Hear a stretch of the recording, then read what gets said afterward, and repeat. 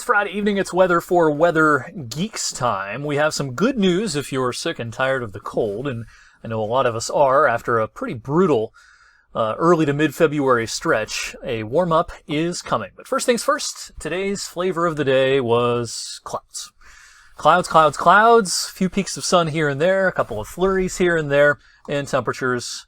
It was a real struggle once again. We stayed in the lower and middle 20s all day today. It was a different story, though. 3 years ago, we set a record high, or we tied a record high on today's date in 2018. It was a balmy 64, and 1 year previous to this, in 2017, we tied a record high that day as well. The old record of 63 was tied on this date in 2017. The year before that, in 2016, it was in the 50s.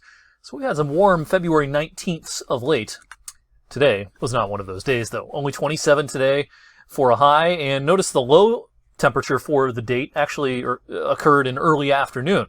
37 and 21 is par for the course at this time of the year, and again, 64, the record high in both 1994 and back in 2018, but in that brutal February of 2015, we set a record low of 8 below. We picked up 0.2 as far as the snow goes at the airport today, bringing our monthly total up to 11.4 inches. All right, we've had some flurries that have been coming and going for the last several hours. All this is pretty inconsequential, and there's a fair amount of flurries downwind of the Great Lakes. This is despite a fairly rapid increase in the ice coverage on the lakes as of late. Now, there's still a little open water on the eastern end of Lake Erie, but it's frozen solid at this point on the western, more shallow end of Lake Erie.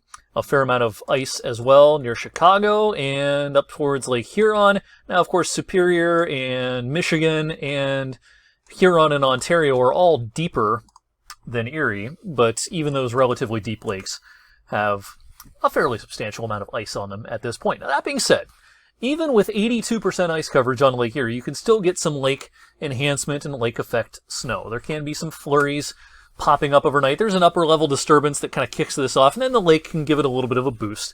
It's not going to add up to much here locally, though. I could see where maybe we get a half an inch to, at most, an inch, especially over towards I-79 in Mercer County. Most of this is going to be up towards Crawford County, Erie County, PA, southwest New York, and maybe a couple of inches up in Geauga and eastern Lake counties and parts of Ashtabula County in Ohio. I think the flurries can linger into the morning and midday hours on Saturday, maybe even a stray snowflake or two in the afternoon. Saturday is going to be a lot like today, even colder, probably no higher than about 23, with the wind chill in the single digits and teens. All right, then high pressure scoots by to our south tomorrow night, giving us enough of a clear sky that it'll be even colder. I think we'll get well down into the single digits in some of the coldest sheltered valleys. Some of the real traditional cold spots in our area might even flirt with zero tomorrow night and early Sunday morning. But a big diurnal jump coming on Sunday as we get on the other side of that high and we get into more of a southerly wind direction.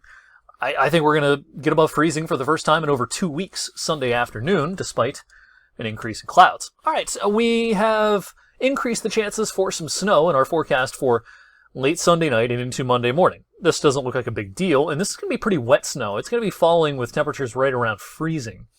I'm not real concerned about the roads for Monday morning's commute, but I think there can be some big goopy snowflakes falling first thing Monday, maybe a couple of rain showers at the tail end of this, and we have pretty good model agreement as it stands right now that, yeah, we could see a sloppy inch or two in most places with this late Sunday night into Monday morning.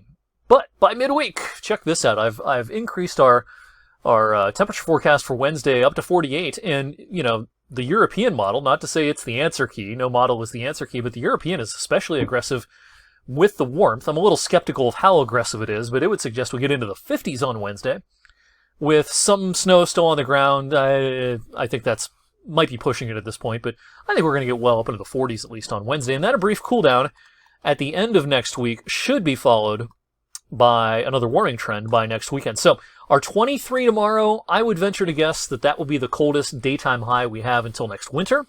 The overnight low in the single digits then Saturday night into Sunday morning, I would venture to say should be the coldest overnight low we see until next winter.